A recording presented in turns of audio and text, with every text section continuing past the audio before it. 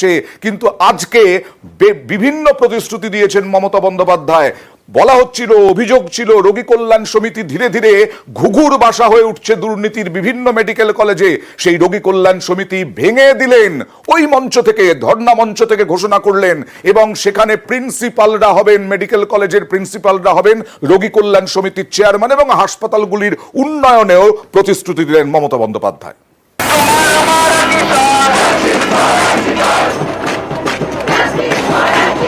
আমি সব হসপিটালের রোগী কল্যাণ সমিতিতে প্রত্যেকটা একদম রাজ্য থেকে শুরু করে সব মেডিকেল কলেজ এবং মাল্টি সুপার হসপিটাল যত রোগী কল্যাণ সমিতি আছে আমি প্রিন্সিপালের চেয়ারম্যান করব।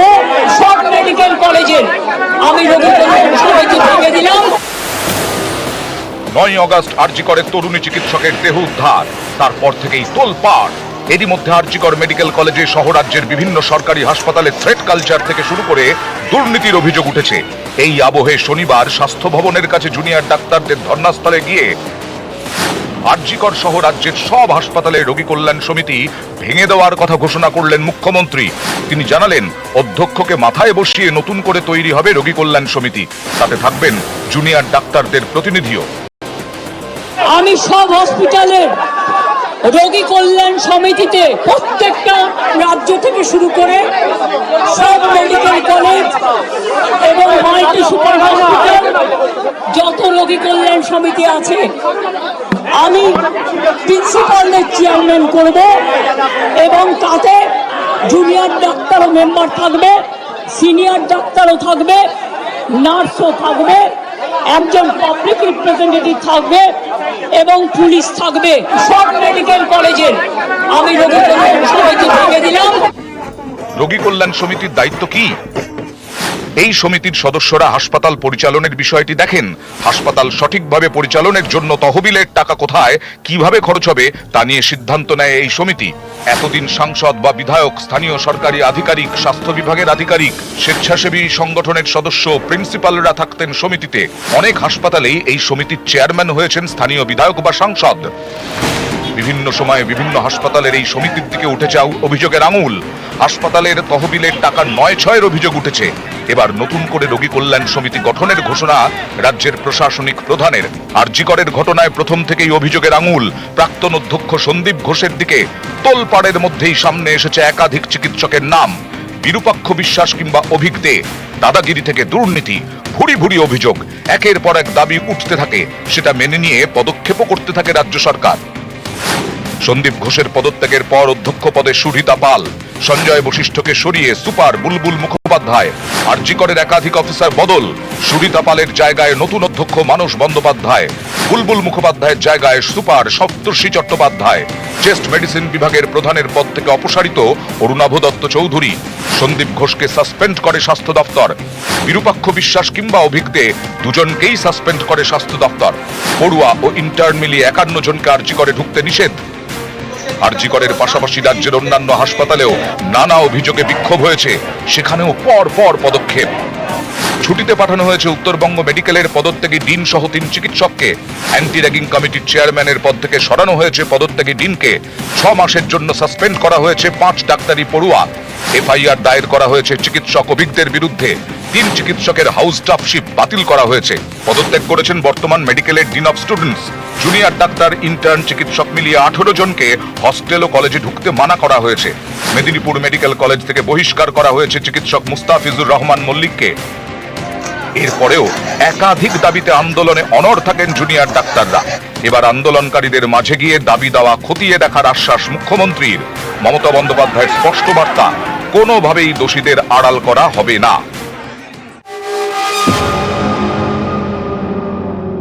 আপনাদের যে ডিমান্ড আছে আপনারা আমাকে বলেছেন, যদি সত্যি কেউ দোষী হয় দোষীরা শাস্তি পাবে।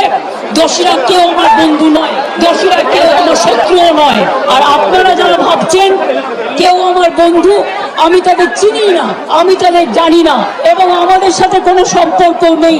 তারা এসছেন প্রসেসের মাধ্যমে। এই প্রসেস ফাইনাল হয়ে আমার কাছে আসে মাত্র 1 মাসের মধ্যে। যারা এসছে তাদের কথা যদি সাথে দুর্নীতির সাথে যুক্ত থাকে, আমি নিশ্চয়ই সাধ্যমতো চেষ্টা করব কথা বলে অ্যাকশন নেব। একটা টেন্ডার কেস আজ পর্যন্ত আমার কাছে আসেনি। কোন রোগী কল্যাণ সমিতি কি কাজ করে এটা আমি জানি না, এগুলো আমার আন্ডারে আসে না। যদি আপনাদের কোনো কমপ্লেন থাকে, কমপ্লেনের ভিত্তিতে নিশ্চয়ই আমরা তদন্ত করব। তদন্তে যদি প্রমাণিত হয় আমি নিশ্চয়ই সাজা দেব। নিউজ 18 বাংলা। আরো দেখাবো কি নজিরবিহীন পদক্ষেপ করলেন মমতা বন্দ্যোপাধ্যায়, আর কি কি প্রতিশ্রুতি দিলেন। কিন্তু এই মুহূর্তে বৈঠক শুরু হয়েছে কিনা জানবো প্রতিনিধি পারাদীপের কাছ থেকে। আমার সঙ্গে রয়েছেন কালীঘাট থেকে পারাদীপ, বৈঠক কি শুরু হয়েছে, কতজন রয়েছেন এখনো পর্যন্ত, কি জানা যাচ্ছে? প্রথমে এই প্রশ্ন রাখবো।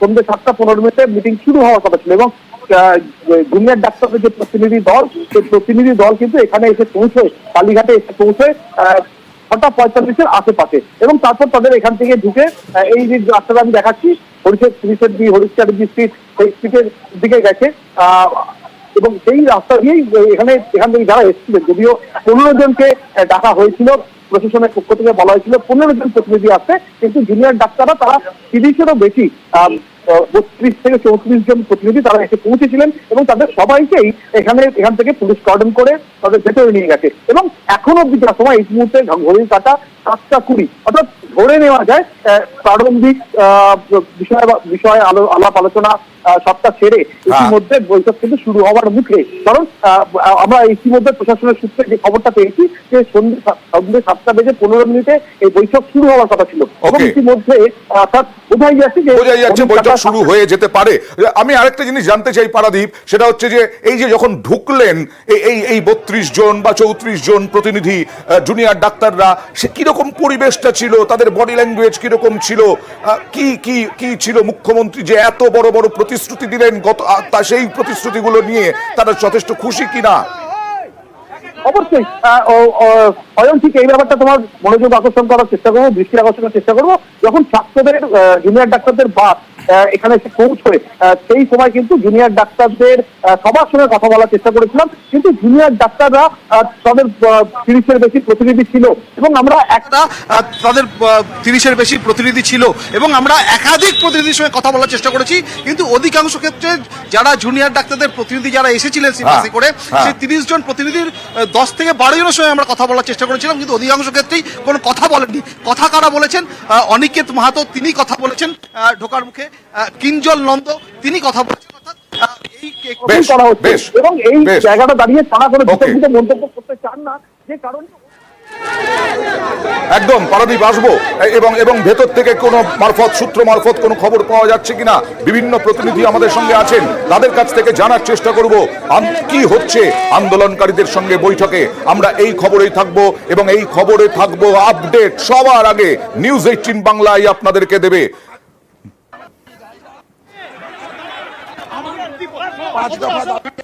এই সময় দেখতে পাচ্ছি